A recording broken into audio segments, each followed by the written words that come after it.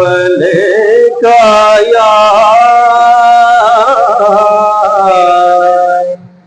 یا رسول اللہ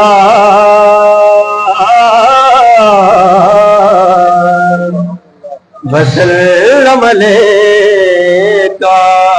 یا حبیب اللہ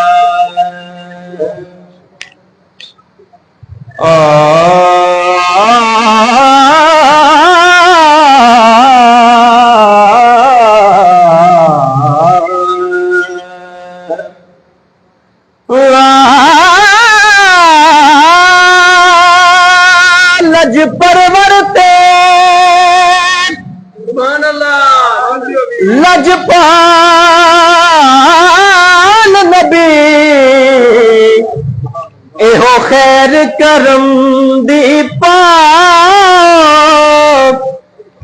دیدار دے پیاسے نینا دی ایک واری پیاس بجھا صدقے حسنین تے سیدہ دے عاجز دے مان ودا میرے بختانو لگ پر جاسن میرے گھر تشریف لے آ سونی نالین والے سونے قدمین والے سونی نالین والے سونے قدمین والے ماہی میری کلی نو وسا بیٹھا عرضاں کراں میں سرکار نو سونی نالین والے سونے قدمین والے ماہی میری کلی نو وسا بیٹھا عرضاں کراں میں سرکار نو جگ ہے ستان والا دل نو دکھان والا جگ ہے ستان والا دل نو دکھان والا تساں کرو نظر عطا بیٹھا عرضاں کراں میں سرکار نو بیٹھا عرضاں کراں میں سرکار نو سونی نالین والے سونے قدمین والے ماہی میرے کلی نو وسا بیٹھا عرضاں کراں میں سرکار نو بیٹھا عرضاں کراں میں سرکار نو سونے دی دید ہوندی زندگی دید ہوندی پورے ہوندے عاجز چاہ بیٹھا عرضاں کراں میں سرکار نو بیٹھا عرضاں کراں میں سرکار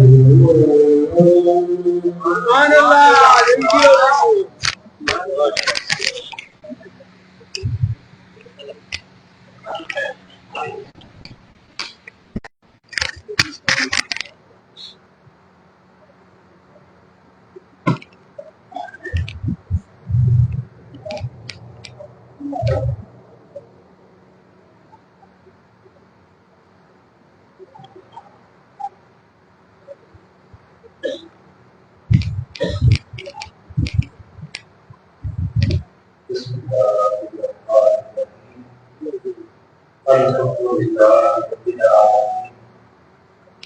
والصلاة والسلام على سيدنا ومولانا محمد خاتم النبيين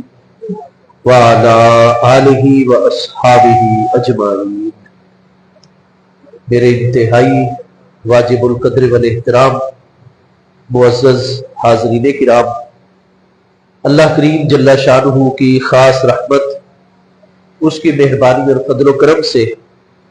ہم سب حضرات حضور سیدنا پیر سیال لاجپال غریب نواز قدس سرہ العزیز کے آستان تقدس نشان آستان عالیہ سیال شریف میں نماز جمعۃ المبارک کی ادائیگی کا شرف حاصل کرنے کے لیے اور اپنے مرشد کریم حضور سیدنا پیر سیال لاجپال غریب نواز کے فیوز و برکات کو حاصل کرنے کے لیے حاضر ہیں۔ رب کریم جل شانہ ہم سب کی یہ حاضری اپنی بارگاہ اقدس میں قبول و منظور فرمائے۔ اللہ تبارک و تعالی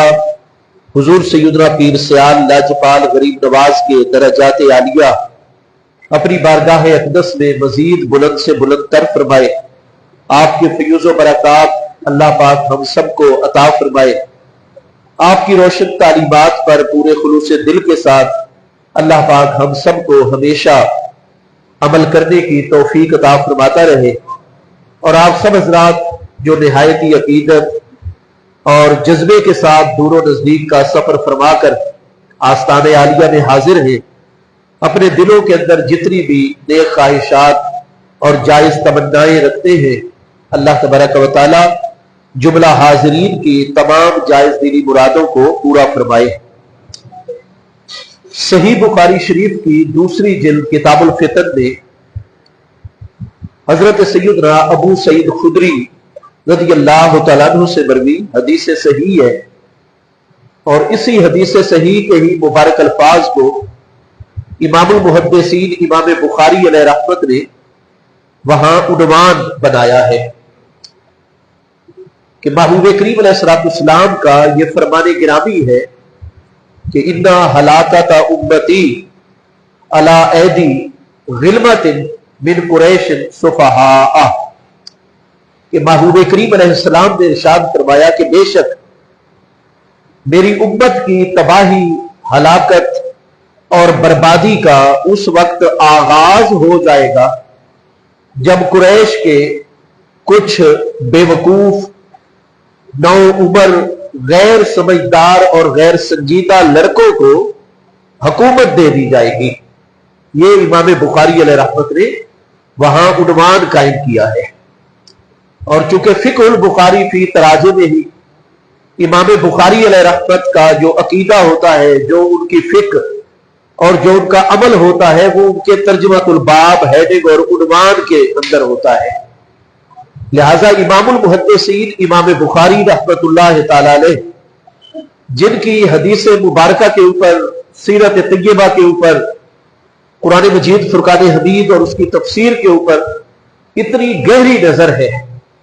کہ آپ صحیح بخاری شریف کو ملاحظہ فرمائیں تو علوم کا اور فنون کا ایک بحر ناپیدا کنار، یعنی ایک سمندر ہے صحیح بخاری شریف۔ تو امام بخاری رحمت اللہ تعالی علیہ جیسی وسیع النظر ہستی، وسیع العلم ہستی، ان کا بھی یہی ذہن ہے کہ دلائل شرعیہ کی روشنی میں یہ بالکل بات واضح ہے کہ محبوب کریم علیہ السلام کی امت کی ہلاکت، تباہی اور بربادی کا دور اس وقت شروع ہو جانا ہے جب قریش کے چند نااہل، غیر سنجیدہ اور بے وقوف لڑکوں کو حکومت جو ہے وہ سپرد کر دی جائے گی۔ چنانچہ یہ عنوان قائم کر کے آپ صحیح سند کے ساتھ حضرت سیدنا ابو سعید خدری پیارے صحابی رضی اللہ عنہ، جن کا اصل نام سیدنا سعد بن مالک بن سنان انصاری ہے، آپ فرماتے ہیں کہ میں ابو سعید خدری اور میرے ساتھ حضرت ابو ہریرہ رضی اللہ تعالیٰ عنہ اور اس وقت کا جو مدینہ طیبہ کا گورنر تھا حضرت معاویہ رضی اللہ تعالیٰ عنہ کی جانب سے، جو امیر مدینہ تھا، مدینہ طیبہ کا گورنر تھا، وہ مروان بن حکم بن العاص اموی قریشی تھا، وہ بھی مسجد نبوی شریف علی صاحب الصلاۃ والسلام میں بیٹھا ہوا ہے۔ تو یہ تین شخصیات جو ہے، جن میں دو جلیل القدر صحابہ کرام، سیدنا ابو ہریرہ جن کا نام حضرت عبد الرحمن بن صخر الدوسی الیمنی ہے، اور سیدنا ابو سعید خدری اور یہ مروان بن حکم۔ حضرت ابو سعید خدری رضی اللہ عنہ فرماتے ہیں کہ ہم تینوں کے درمیان گفتگو جو ہے وہ چل پڑی، اور موضوع ایسا چل پڑا کہ حضرت سیدنا ابو ہریرہ رضی اللہ تعالی عنہ نے ارشاد فرمایا کہ محبوب کریم علیہ السلام کا فرمان گرامی ہے کہ ان ہلاکت امتی علی ایدی غلمۃ من قریش وفی روایت اغلیمۃ من قریش، کہ محبوب کریم علیہ السلام کا یہ فرمان گرامی ہے کہ بے شک میری امت کی ہلاکت، تباہی اور بربادی قریش کے چند نو آموز اور غیر سنجیدہ اور نو عمر لڑکوں کے ہاتھوں کے اوپر ہے۔ جب حضرت ابو ہریرہ رضی اللہ تعالیٰ عنہ نے محبوب کریم علیہ السلام کا یہ فرمان گرامی پیش کیا تو سیدنا ابو سعید خدری فرماتے ہیں کہ مروان نے، گورنر مدینہ نے فوری طور پر کہا لعن اللہ ہذہ الاغیلمہ، کہ ان نو عمر لڑکوں اور چھوکروں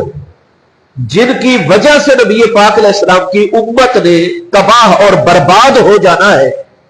ان لڑکوں کے اوپر اللہ پاک کی لعنت ہو۔ تو مروان نے جو ہے وہ لعنت فرمائی ان چھوکروں کے اوپر، ان لڑکوں کے اوپر۔ تو آگے حضرت ابو سعید خدری فرماتے ہیں کہ جب حضرت ابو ہریرہ نے مروان کی زبان سے ان لڑکوں کے متعلق لعنت کے لفظ سنے تو آپ نے فرمایا کہ اے گورنر صاحب، اے امیر،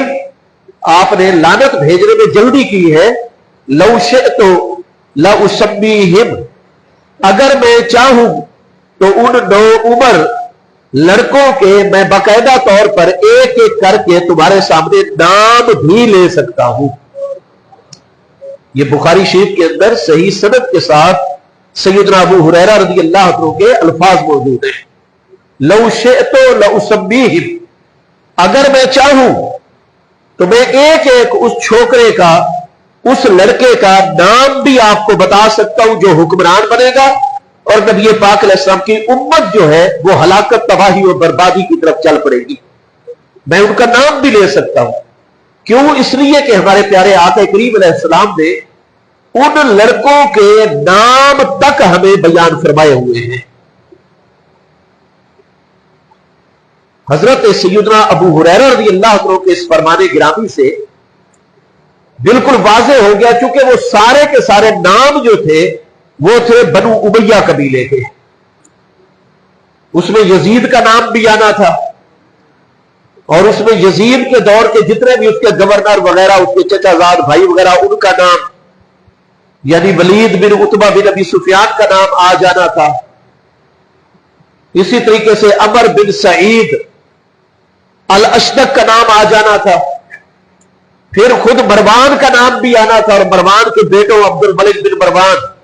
اور عبد الملک کے بیٹوں کے نام بھی آنے تھے، حشام بن عبد الملک بن مروان، ولید بن عبد الملک بن مروان، یزید بن عبد الملک بن مروان، اور سلیمان بن عبد الملک بن مروان۔ تو وہ جتنے بھی چھوکرے ہیں جنہوں نے نو عمری میں حکمران بننا ہے،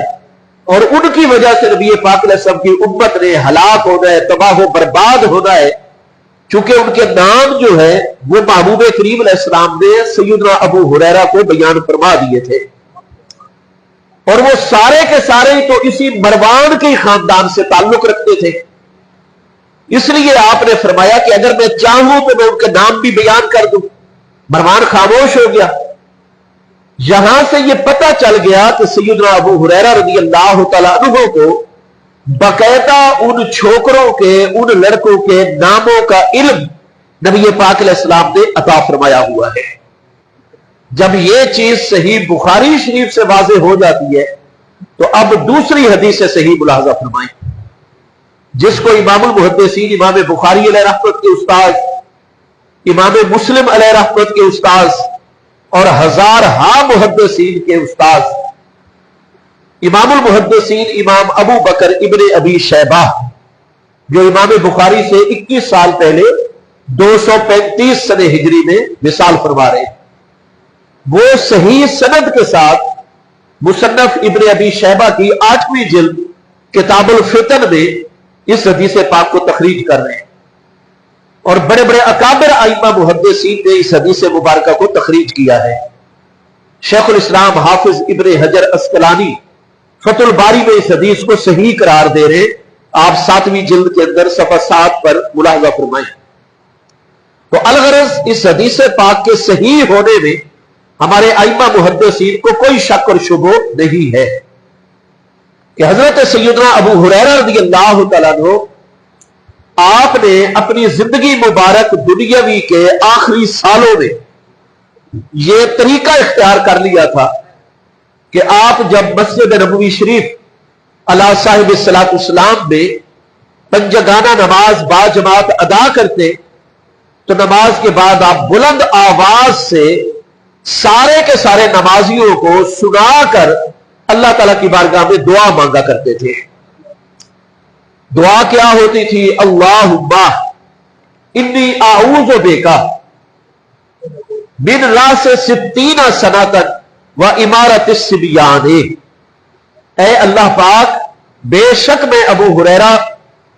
سن 60 ہجری کے متعلق اور ان نو عمر لڑکوں کی حکومت کے حوالے سے تیری پناہ مانگتا ہوں۔ یا اللہ پاک سن 60 ہجری کے شروع ہونے سے وہ عمارت الصبیان، ان نو عمر چھوکروں کی حکومت کے آ جانے سے اور ان کی عمارت کے آ جانے سے میں تیری پناہ مانگتا ہوں، اس فتنے کے شروع ہونے سے پہلے پہلے تو مجھے وفات عطا کر کے اپنی بارگاہ کے اندر بلا لینا۔ یہ آپ مسجد نبوی شریف علی صاحب الصلاۃ والسلام میں احادیث صحیحہ کے اندر ہے کہ 5 نمازوں کے بعد آپ یہ دعا فرماتے، اور اس کو جتنے بھی محبوب کریم علیہ السلام کے حرم محترم کے زائرین ہوتے، آل مدینہ ہوتے، تاجر ہوتے، الغرض جو بھی مسلمان 5 وقت کی نماز مسجد نبوی شریف میں با جماعت ادا کرتے، وہ سارے کے سارے سنتے کہ حضرت سیدنا ابو ہریرہ رضی اللہ عنہ جیسے جلیل القدر محدث صحابی رضی اللہ تعالی عنہ آپ یہ دعا فرما رہے کہ اللہم انی اعوذ بک من رأس 60 سنۃ و امارت الصبیان، سن 60 ہجری کے شروع ہونے سے پہلے پہلے اور ان نو عمر چھوکروں کی حکومت کے آنے سے پہلے پہلے یا اللہ مجھے اپنی بارگاہ میں بلا لے، مجھے امن عطا کر دے، میں تیری پناہ مانگتا ہوں ان دونوں چیزوں سے۔ کیا مطلب نکلا؟ جب بخاری شریف سے ثابت ہو جاتا ہے کہ سیدنا ابو ہریرہ رضی اللہ عنہ ان چھوکروں کو اچھی طرح جانتے جن کے حکمران بننے سے نبی علیہ السلام کی امت نے ہلاک ہونا ہے، اور ساتھ آپ من راس 60 سنۃ سن 60 ہجری سے پناہ مانگتے کہ یا اللہ سن 60 ہجری کے شروع ہونے سے پہلے پہلے مجھے وفات عطا کر دینا، تاکہ میں نبی پاک علیہ السلام کی امت کی ہلاکت میں نہ کسی طریقے سے شامل ہوں، نہ مجھے دنیا میں یہ چیز نظر آئے، اس سے پہلے پہلے تو مجھے اپنی پناہ میں لے لے، اپنی حفاظت اور مجھے وفات عطا فرما دے۔ تو حضرت ابو ہریرہ کو ان لڑکوں کا بھی پتہ ہے، اور ساتھ یہ بھی پتہ ہے کہ ان نو عمر ناتجربہ کار سفہا اور بے وقوف لڑکوں کی حکومت کا آغاز ہوگا تو سن 60 ہجری سے ہوگا، یہ بھی سبھی سے صحیح سے پتہ چل جاتا ہے۔ اب آپ جناب امام ابو بکر ابن ابی شیبہ، امام عبدالرزاق اور بڑے بڑے اکابر ائمہ محدثین کی کتابوں میں دیکھیں گے، اور حافظ ابن حجر فتح الباری شرح صحیح بخاری میں، امام بدر الدین عینی عمدۃ القاری شرح صحیح بخاری میں، آپ حافظ ذہبی جو ہے سیر و اعلام النبلاء کے اندر، الغرض جو اس امت کے اکابر ترین ائمہ محدثین ہیں، سکہ ترین ہستیاں ہیں، ان ساروں کے نزدیک یہ حدیث صحیح ہے کہ حضرت ابو ہریرہ رضی اللہ عنہ نے کچھ عرصہ تو مسجد میں یہ دعا مانگنی بلند آواز سے شروع کی، اور وصال اقدس تک روزانہ یہ دعا مانگتے، ہر نماز کے ساتھ مسجد نبوی شریف علی صاحب الصلاۃ والسلام میں یہ دعا مانگتے، لوگوں کو سنا کر مانگتے اللہ کی بارگاہ میں دعا۔ اور پھر کچھ عرصے کے بعد آپ نے کانا ینادی فی الاسواق، آپ نے یہ خیال فرمایا کہ صرف مسجد شریف میں کافی نہیں ہے یہ پیغام پہنچانا. پھر سیدنا ابو ہریرہ نے اپنی حیات طیبہ دنیاوی مبارک کے آخری سالوں میں کانا ینادی اور جالا ینادی فی الاسواق، آپ باقاعدہ بازاروں میں تشریف لے جاتے، غلہ منڈی میں صبح نماز فجر کے بعد چلے جاتے، وہاں وہ بڑا پبلک پلیس ہے، اتنے لوگ خرید و فروخت کے اندر مصروف ہیں، وہاں آپ جناب غلہ منڈی کے اندر، آپ سبزی منڈی کے اندر، فروٹ منڈی کے اندر، اسواق جو ہے یہ سوق کی جمع ہے، بازار کو کہتے ہیں. لوگ اگلے ٹائم بڑی کثرت کے ساتھ خرید و فروخت کرتے ہیں مدینہ طیبہ کے بازاروں میں. تو حضرت ابو ہریرہ رضی اللہ عنہ جیسے مسجد شریف میں یہ دعا مانگ رہے، پھر آپ جالا ینادی اور کانا ینادی مسلسل بازاروں میں روزانہ تشریف لے جاتے ٹائم نکال کر، اور وہاں جا کر آپ ندا دیتے، زور زور سے آپ لوگوں کو کہتے، اے لوگوں تعوذوا باللہ من راس 60 سنۃ و امارت الصبیان، اے لوگوں، اے مسلمانوں، سن 60 ہجری کے شروع ہونے سے اور ان لڑکوں کی حکومت کے شروع ہونے سے اللہ کی پناہ مانگو. لوگوں کو کہتے، آپ لوگوں کو ندا دیتے، اور یہ مسلسل حضرت سیدنا ابو ہریرہ رضی اللہ عنہ نے یہ طریقہ اختیار کر لیا. اللہ پاک نے حضرت سیدنا ابو ہریرہ رضی اللہ تعالیٰ عنہ کی اس دعا کو شرف قبولیت بخشا. چنانچہ ہمارے تمام کے تمام اصحاب سیرت، اصحاب تاریخ، اسماء الرجال کے ائمہ، طبقات صحابہ کرام کے ائمہ، سارے کے سارے متفق ہیں کہ سن 60 ہجری سے پچھلے سال سن 59 ہجری میں حضرت سیدنا ابو ہریرہ رضی اللہ تعالیٰ عنہ کا وصال مبارک ہو گیا. اب یہ دونوں احادیث صحیح السند صحیح المتن احادیث ہیں. ہر دور کے ہمارے ائمہ محدثین اپنی کتابوں کے اندر ان کو تخریج کر رہے ہیں، ان سے باقاعدہ مسائل جو ہے وہ اخذ کر رہے ہیں. تو سیدنا ابو ہریرہ رضی اللہ عنہ کو ان لڑکوں کے بھی ناموں کا پتہ ہے جن کی وجہ سے نبی پاک علیہ السلام کی امت کی ہلاکت اور تباہی کا آغاز ہونا ہے. اور آپ پھر مسجد شریف میں بھی 5 نمازوں کے بعد اونچی آواز میں یہ دعا مانگ رہے ہیں، اللہم انی اعوذ بک من راس 60 سنۃ و امارت الصبیان. پھر آپ جالا ینادی اور کانا ینادی فی الاسواق، بازاروں میں اور ہر پبلک پلیس اور ہر رش والی جگہ پر جا کر لوگوں کو بھی بار بار یہ حکم دیتے ہیں، فرماتے تعوذوا باللہ من راس 60 سنۃ و امارت الصبیان. تو نتیجہ کیا نکلے گا کہ حضرت ابو ہریرہ رضی اللہ عنہ کو کامل یقین تھا کہ وہ نو عمر بے وقوف غیر سنجیدہ اور نااہل لڑکے جو حکمران بنیں گے اور نبی علیہ السلام کی امت ہلاکت کی طرف چل پڑے گی، اس حکومت کا آغاز ہونا ہے تو سن 60 ہجری سے آغاز ہونا ہے. اللہ یا رسول اللہ صلی اللہ علیہ وسلم، حق چار یا یا غوث العاشق لجپال لجپال پیر سیال پیر سیال. تو بھئی جب یہ مضمون پوری صحت کے ساتھ کتب احادیث میں، کتب سیرت میں بالکل ثابت ہے، تو پھر اب مجھے بتائیے کہ سن 60 ہجری سے کس کی حکومت کا آغاز ہوا ہے، جس سن 60 ہجری کے شروع ہونے سے سیدنا ابو ہریرہ خود بھی پناہ مانگتے اور مسلمانوں کو بھی سن 60 ہجری سے پناہ مانگنے کی تلقین کرتے ہیں. تو بھئی رجب المرجب سن 60 ہجری میں حضرت معاویہ رضی اللہ عنہ کا وصال ہو گیا، اور ان کی وفات کے بعد یزید جو ہے وہ عملی طور پر عالم اسلام کا حکمران بن گیا. تو سن 60 ہجری میں یزید جو ہے اس کی حکومت کا آغاز ہو رہا ہے. تو سیدنا ابو ہریرہ رضی اللہ عنہ کا مذہب کیا سامنے آیا؟ حضرت ابو سعید خدری رضی اللہ عنہ، امام بخاری علیہ رحمت اور ان تمام ائمہ محدثین کا مذہب یہ کھل کر سامنے آ گیا جیسا کہ امام المحدثین شارح بخاری جبل العلم والحفظ شیخ الاسلام امام علامہ حافظ علی بن احمد ابن حجر اسقلانی جو 852 ہجری میں وصال فرما رہے، وہ اس حدیث پاک کو لکھ کر فتح الباری شرح صحیح بخاری جلد نمبر 7 صفحہ 7 کے اوپر آپ واضح طور پر لکھتے ہیں کانا اولہم یزید، کہ وہ نو عمر بے وقوف نا تجربہ کار چھوکرے اور لڑکے جن کی حکومت بننے سے اور اقتدار میں آنے سے نبی پاک علیہ السلام کی امت نے ہلاک ہونا ہے، تباہ و برباد ہونا ہے، اولہم یزید، ان نو عمر بے وقوف چھوکروں میں سب سے پہلا چھوکرا جو ہے وہ یزید بن معاویہ بن ابی سفیان ہے۔ یہ یزید شخص ہے، یہ ہمارے ائمہ محدثین کا مذہب ہے یزید کے حوالے سے کہ یزید کوئی متقی انسان نہیں ہے، یزید کوئی اہل انسان نہیں ہے، یزید کوئی مسلمانوں کا آئیڈیل حکمران نہیں ہے، بلکہ آقا نبی پاک علیہ السلام کے ارشادات کی روشنی میں ہمارے ائمہ دین کا مذہب یہ ہے کہ یزید وہ سب سے پہلا نو عمر نا اہل بے وقوف چھوکرا ہے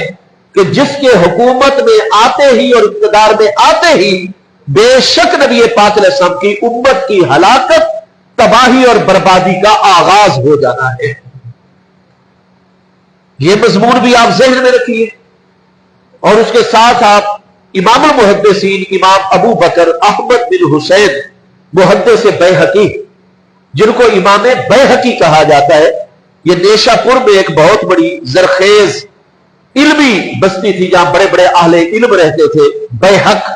اس میں چونکہ پیدا ہوئے اس لیے ان کو امام بیہقی یعنی جائے نسبت ہے یہاں پر۔ تو امام ابو بکر احمد بن حسین ان کا نام ہے، 458 ہجری میں ان کا وصال ہے۔ حضور سیدنا داتا گنج بخش علی حجویری غریب نواز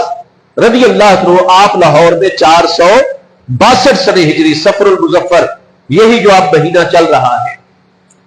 تو 20 صفر سن 462 ہجری میں لاہور میں سیدنا داتا گنج بخش علی حجویری رضی اللہ عنہ کا وصال اقدس ہے، اور آپ کے ہم اثر ہیں نیشہ پور میں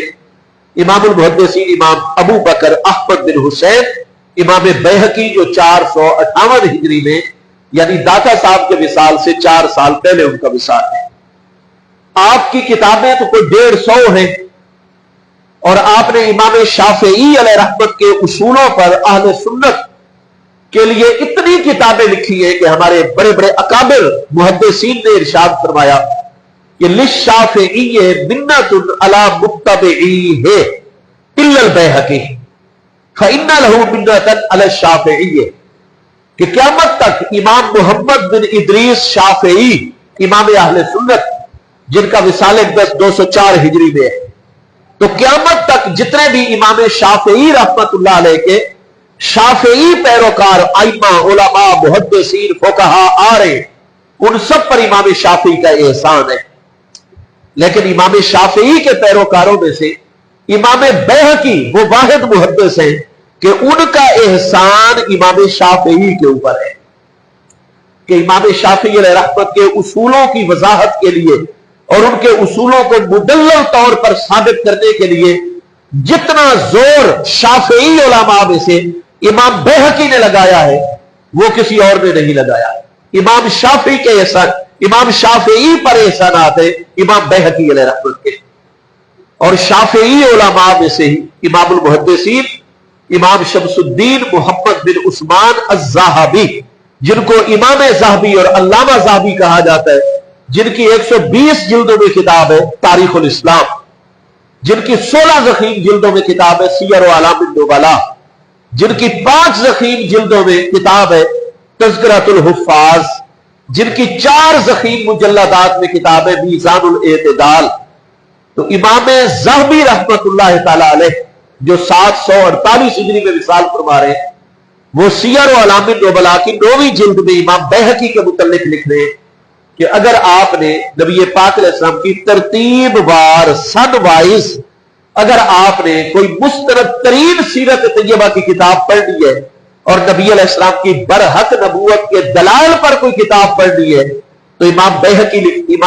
ذہبی لکھتے ہیں کہ علیہ کا بدلائل النبوت للبیہقی، فَإِنَّهُ كُلَّهُ نُورٌ وَهُدًى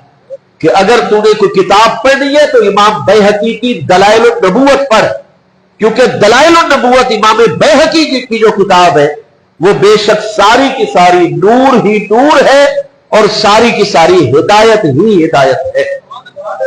اب دلائل النبوت امام بیہقی کی 7 جلدوں میں یہ کتاب میرے پاس دارالکتب العلمیہ بیروت کا ایڈیشن ہے،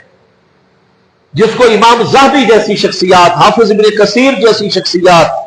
اور بڑے بڑے اعلام علماء جو ہیں وہ فرماتے ہیں کہ بھائی دلائل النبوت امام بیہقی مستند کتاب ہے، اس میں اول سے لے کر آخر تک نور ہی نور موجود ہے، اس میں اول سے لے کر آخر تک ہدایت ہی ہدایت موجود ہے۔ تو آپ اس کے اندر بھی صحیح سند کے ساتھ دلائل النبوت امام بیہقی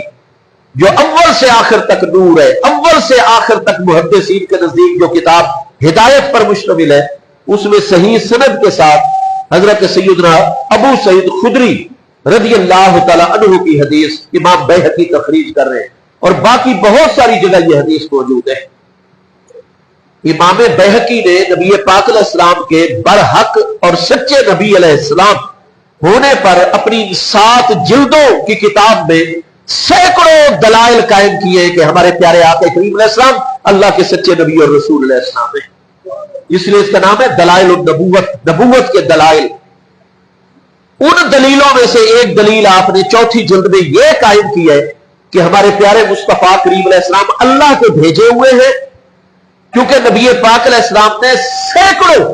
غیب کی خبریں عطا فرمائی ہیں ہمیں آنے والے دور کے متعلق، جبکہ محبوب کریم علیہ السلام امی لقب ہستی ہے۔ نبی پاک علیہ السلام نے تو عالم دنیا میں کسی انسان سے ایک حرف کا علم بھی حاصل نہیں فرمایا، کوئی شخص مکہ والوں سے دعویٰ نہیں کر سکا، مدینہ طیبہ کے لوگوں میں سے کوئی دعویٰ نہیں کر سکا کہ فلاں چیز کا علم میں نے مصطفیٰ کریم علیہ السلام کو عطا فرمایا ہے، میں فلاں علم و فن میں فلاں بات میں ان کا استاذ ہوں، معاذ اللہ، ایسا کوئی دعویٰ سامنے نہیں آیا۔ اور ہمارے پیارے آقا کریم علیہ السلام کی حدیث صحیح ہے، کتنی کتابوں میں موجود ہے کہ محبوب کریم علیہ السلام نے ارشاد فرمایا انما بعثت معلما، پکی بات ہے، اس کے علاوہ اس مضمون میں کوئی دوسری بات ہی نہیں ہے۔ انما بعثت معلما، بے شک میں پوری کی پوری کائنات خلق کی طرف علم دینے والا بن کر آیا ہوں، میں کسی سے علم لینے والا بن کر نہیں آیا۔ تو علامہ یعلم تعلیما فہو معلم،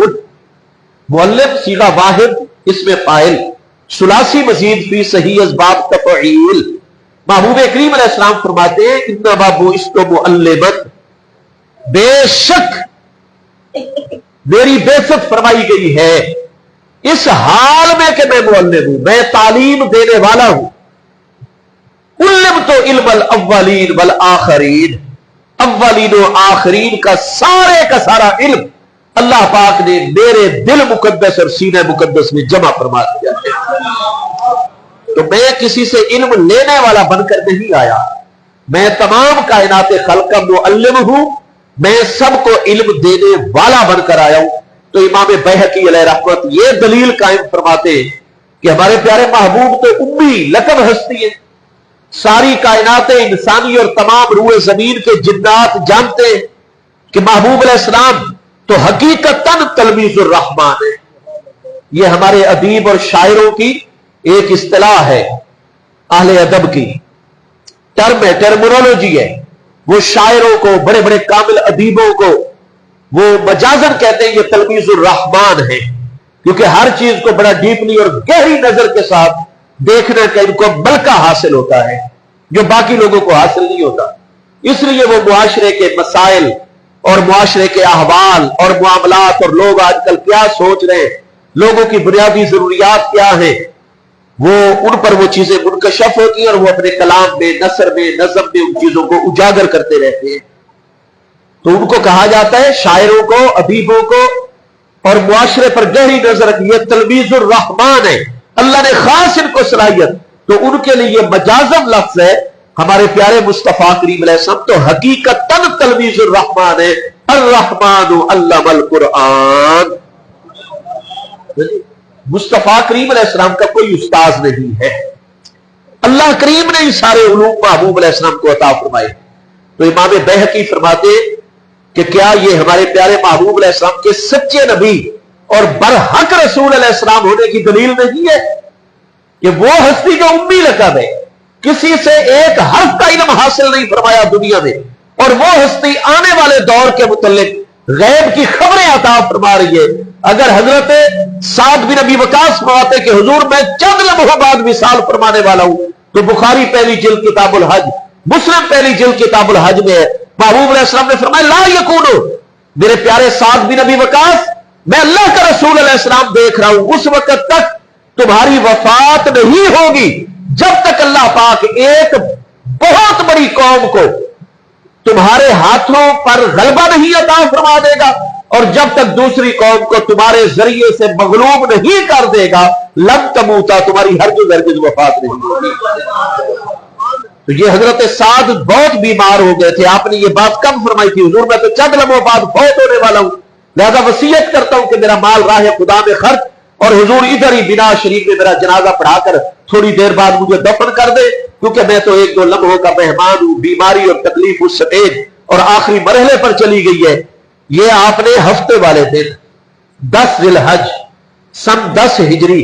नमाज फजर के बाद अपने खेमे में सैयदना अबू हुरैरा ने महबूब अलैहिस्सलाम के विसालत से 1 साल पहले ये बात, 2.5 महीने पहले सन 10 हिजरी में ये बात, और महबूब उनकी बात सुनकर फरमाते हैं हरगिज़ ऐसा नहीं मेरे प्यारे साथ, घबराओ नहीं, आप अभी थोड़ी देर में ठीक होने लग जाएंगे, जैसे हमारे साथ मदीना से हैं, हज के मनासिक अदा करके हमारे साथ ही आप वापस जाएंगे। आप कह रहे हैं आपकी थोड़ी देर बाद वफात हो जाएगी, नहीं नहीं, मैं अल्लाह का महबूब देख रहा हूं, जब तक अल्लाह पाक एक कौम को तुम्हारे जरिए से दुनिया में गलबा और दूसरी कौम को मगलूब नहीं करेगा, तुम्हारी वफात नहीं होगी।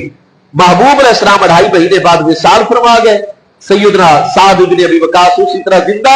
और सैयदना उमर रज़ी अल्लाह अन्हु के दौर मुबारक में सन 18 हिजरी में ईरान जैसी सुपर पावर, जिनका 750 साल से सासानी निजाम हुकूमत 2 बर्रे आज़मों पर आ रहा था, हजरत साद बिन अबी वकास के जरिए से ईरान मगलूब हो गया और मुसलमान सुपर पावर बनकर दुनिया के सामने आ गए। अलगरज कितनी गैब की खबरें हैं जो महबूब अलैहिस्सलाम ने अता फरमाई, और उसी तरह बाद में हुआ जैसे उस उम्मी लक़ब हस्ती अलैहिस्सलाम ने इरशाद फरमाया था। तो इमाम बैहकी ये दलील कायम करते हैं, और आप इमाम बैहकी की दलाइल नबूवत की 4थी जिल्द और 5वीं जिल्द में पढ़ते चले जाइए कि हमारे करीम आका ने फुला गैब की खबर अता फरमाई और उसी तरीके से हुआ, फुला गैब की खबर। इमाम बैहकी 458 में जब तक आपने किताब लिखी, जो वाक़यात इमाम हसन की सुलह के मुतल्लिक नबी अलैहिस्सलाम ने 29 साल पहले खबर अता फरमाई थी, बुखारी मुस्लिम में है, इन्न इब्नी हाज़ा सय्यदुन लअल्लाह अय्युस्लिह बिही बैन फ़िअतैन अज़ीमतैन मिनल मुस्लिमीना, ये मेरा बेटा मेरी उम्मत का सैयद है, मेरा प्यारा हसन इब्न अली रज़ी अल्लाह तआला, और बेशक अल्लाह पाक मेरे इस प्यारे बेटे की बरकत से मुसलमानों के 2 भारी ग्रोहों में सुलह पैदा फरमाएगा। महबूब अलैहिस्सलाम का विसाल सन 11 हिजरी में हो गया, सुलह रबीउल सानी सन 41 हिजरी में हो रही है। जो वाकया महबूब अलैहिस्सलाम के विसाल अक़दस के 30 साल बाद होना है, महबूब अपनी हयात तय्यबा में उस वाकया को बयान फरमा रहे हैं। आजकल लोग इल्म गैब के मुतल्लिक झगड़े करते हैं, और हमारे आइम्मा मुहद्दिसीन इल्म गैब को नबी अलैहिस्सलाम की बरहक नबूवत की दलील बनाते हैं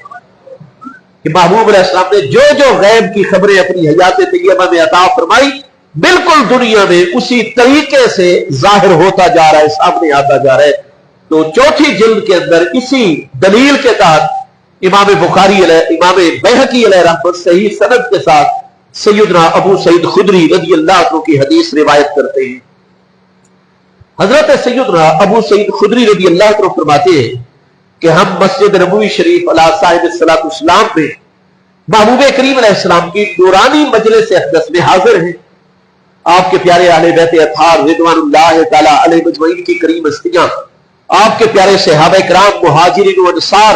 रिदवानुल्लाह तआला अलैहिम अजमईन की पाकीज़ा हस्तियां महबूब अलैहिस्सलाम की बारगाह अक़दस में जलवागर है, और महबूब करीम अलैहिस्सलाम पर कुरान पाक का यह फरमान नाजिल हुआ है کہ فخلف بعدہم فخلف من بعدہم خلفن ہے، فتح کے ساتھ ہے یا لام یہاں جزم کے ساتھ ہے؟ خلفن ہے. کوئی حافظ صاحب ہو تو تصحیح کر دیں گے. خلف من بعدہم خلفن. اللہ پاک نے قرآن پاک میں یہ آیت مبارکہ نبی پاک علیہ السلام کی ذات بابرکات پر نازل فرمائی کہ جو پہلے والے میرے مقبول محبوب بندے تھے وہ نماز کی اپنی پوری زندگی میں پابندی کرتے تھے. ان کو اپنا کاروبار روکنا پڑتا، اپنے امور سلطنت میں تاخیر کرنی پڑتی، جتنے بھی معاملات ہوتے ان کو وہ مؤخر کر دیتے، ثانوی حیثیت دیتے، لیکن حیثیت اولا ان دا فرسٹ پرائورٹی، پہلی ترجیح جو دیتے تو وہ میری فرض نماز کو دیا کرتے تھے. اور ایک طرف مجھے اللہ کا فرمان آ جاتا ہے، مقبول بندے ان کا ہمیشہ طریقہ ہے وہ اپنی ہر سوچ کو قربان کر دیتے ہیں مجھ اللہ کے مبارک فرمان کے اوپر. تو یہ اللہ تعالیٰ کے محبوبین مقربین کا اصول اور ضابطہ ہے کہ ان کی نماز جو ہے وہ بالکل کا پیش کیا جانا تھا. آپ نے مجھے حکم کیا، ہم بھی استادوں کے ساتھ کئی طلباء وہاں پہنچے، ہمارے علم میں نہیں تھا، لیکن سبحان اللہ جب ہم استادوں کے ساتھ علامہ سیدی مولانا محمد صدیق ہزاروی صاحب دامت برکاتہ العالیہ کے ساتھ جب الحمرہ میں داخل ہوئے تو جناب ہماری آنکھیں روشن ہو گئی اور ہمارا سینہ جو ہے وہ مزید کشادگی اور شرح صدر کی طرف، کیونکہ ہم نے دیکھا کہ سٹیج کے اوپر حضور پیر سیال لجپال سیدنا امیر شریعت غریب نواز نائب شیخ الاسلام ہمارے مرشد کریم حضور سیدنا خواجہ خواجگان سیدی علامہ حافظ خواجہ محمد حمید الدین سیالوی صاحب غریب نواز رضی اللہ عنہ، آپ جلوہ در ہیں اور آپ بھی تشریف لائیں اور آپ چیف گیسٹ ہیں اس کانفرنس میں، مہمان خصوصی ہیں. اور وہ مقالات کا سلسلہ ڈاکٹر طاہر القادری صاحب کا بھی آدھا گھنٹہ مقناطیس اور ولایت اور اس موضوع کے اوپر ان کا بھی خطاب ہوا. اب جب کافی سارے مقالے پیش ہو چکے اور خطابات، تو حضور امیر شریعت غریب نواز بار بار گھڑی کو دیکھ رہے ہوں اور آپ نے فرمایا نماز عصر پانچوں نمازوں میں سب سے افضل نماز ہے اور نماز عصر کا ٹائم آگے جا رہا ہے، لہذا یہی روک دیا جائے پروگرام، ادھر ہی جماعت کروا دی جائے اور جو لوگ کرسیوں پر بیٹھے ہیں یہ باہر چلے جائیں. اتنے وسیع گراؤنڈ ہیں الحمرہ ہال کے، وہاں اپنی اپنی اور ادھر سٹیج پر ہم سارے لوگ جتنی وسعت ہے ادھر جماعت کے ساتھ اثر پڑھ لیں، اللہ کا فریضہ ادا کر لیں، اس کے بعد جو ہے پھر پروگرام کی کارروائی آگے بڑھائیں. وہ جب آپ نے یہ زور سے فرمایا تو اسٹیج سیکرٹری نقیب محفل بہت بڑی شخصیت ہے، وہ آپ کے پاس آ گئے کان مبارک میں. ہمیں یہی سمجھ آئی کہ اس نے یہی درخواست کی حضور پر تھوڑی دیر میں ہم پروگرام کو کلوز کرنے والے ہیں اور نماز عصر کے ٹائم آخری ٹائم میں ہم قضا بھی ہونے دیں گے، مکروہ ٹائم بھی شروع ہونے. آپ تھوڑی دیر خاموش ہو گئے لیکن وہ تو پروگرام پھر جاری ہو ساری اور یوں لگا کہ نماز عصر تو ان لوگوں کی نظر میں اہمیت نہیں ہے. بس آپ نے پھر ایک مرتبہ تنبیہ فرمائی کہ خدا کے بندو حضور داتا صاحب رضی اللہ عنہ کا بھی یہی درس ہے، نماز ٹائم پہ پڑھ لو. لیکن جب ان لوگوں نے توجہ نہیں کی تو حضور پیر سیال جلال میں کھڑے ہو گئے تو مخدوم سجاد حسین قریشی نے کہا حضور دعا تو فرما دے. آپ نے فرمایا میں ان کے حق میں کیا دعا کروں جن کو اللہ کے فریضے کا خیال ہی نہیں ہے. یہ فرماتے ہوئے آپ چل پڑے. نہیں دیکھا اتنی بڑی بڑی شخصیات ہیں، ہم بھی دوڑ کر باہر آ گئے، حضور کی قدم بوسی کا شرف حاصل ہوا. آپ نے چادریں بچھائی، باہر آپ نے با جماعت نماز عصر پڑھی. اس وقت میں الغرض سلسلہ گفتگو جاری رہے گا آج، جبکہ امت کو ضرورت ہے اس بات کی کہ جتنے ہمارے کرنٹ ایشوز ہیں عالم اسلام اور بالخصوص وطن عزیز پاکستان میں، ہم پاکستانیوں کے جتنے زندہ مسائل ہیں، ہمارا مذہبی طبقہ بالخصوص اور دانش و بینش رکھنے والا بالعموم طبقہ ان زندہ مسائل کو اجاگر کرے، ان کا عملی حل پیش کرے تاکہ امت کوئی کامیابی کے راستے پر چلے. فلسطین، کشمیر، کتنے بڑے بڑے مسائل ہیں اور آج مسلمانوں کو گاج، لیکن یزید کے متعلق باتیں شروع ہو گئی ہیں. میرے دوستو ہم اہل سنت و جماعت کا ہمیشہ سے یہی مذہب ہے اور حضور پیر سیال کا بھی یہی درس ہے. یزید کے حوالے سے ہم مسلمان اپنے دلوں میں کوئی روح رعایت اور نرمی نہیں رکھتے ہیں. ہمارے سامنے کوئی یزید کو کروڑوں مرتبہ کافر کہے یا کروڑوں مرتبہ نام لے کر لانتے بھیجے، ہم اہل سنت کو کوئی پریشانی نہیں ہوتی ہے.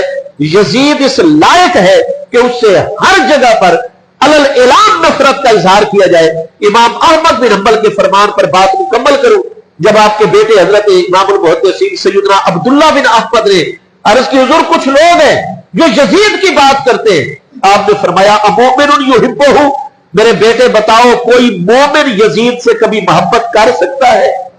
مومن کے دل میں کبھی یزید کا احترام عقیدت محبت آ ہی نہیں سکتی. حب یزید دفاع یزید اور ایمان ایک دل میں جمع نہیں ہو سکتے ہیں. سلسلہ گفتگو جاری رہے گا, سنت ادا فرما دیں گے.